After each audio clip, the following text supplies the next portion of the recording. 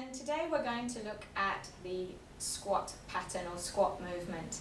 This is one of our basic primal functional movements.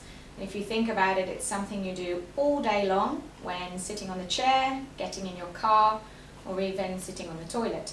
So we want to make sure that this pattern becomes optimal in its movement design and that doing it well each and every time.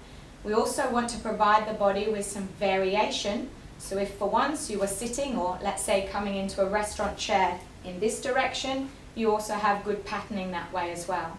So starting off with your normal squat, feet will be parallel, just making sure that your spine is stacked, so feeling pubic bone, navel, breastbone, and they should all be on top of one another.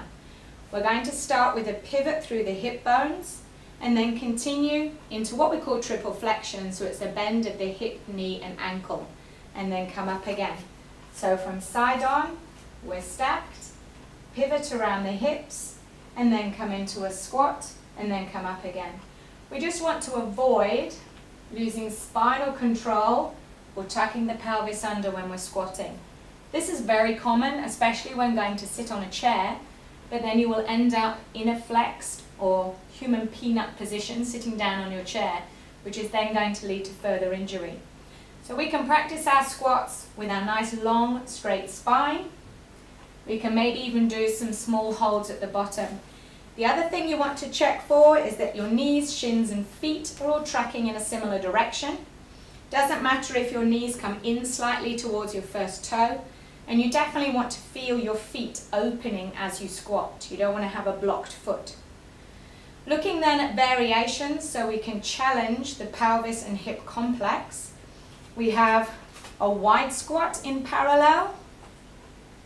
We have a wide squat with feet turned out. And we even have a wide squat with our feet turned in.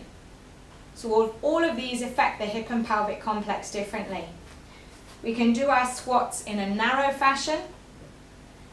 We can do them again, turned in and turned out.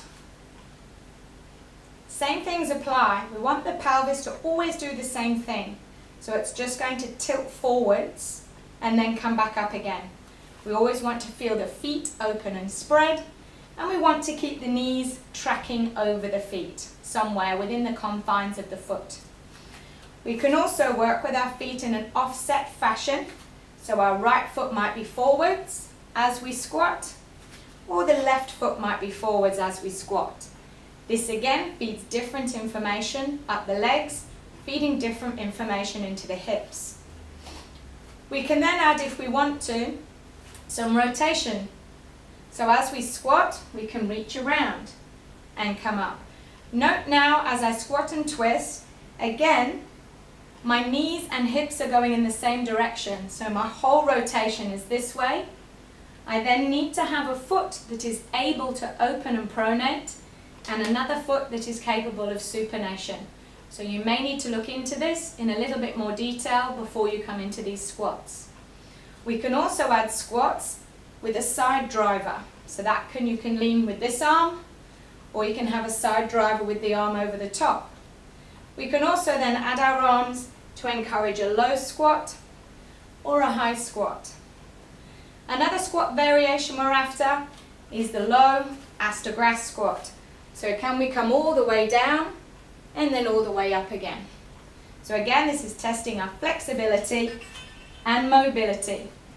When we come up again, or with this squat, you are getting now a flexion through the spine as we come up.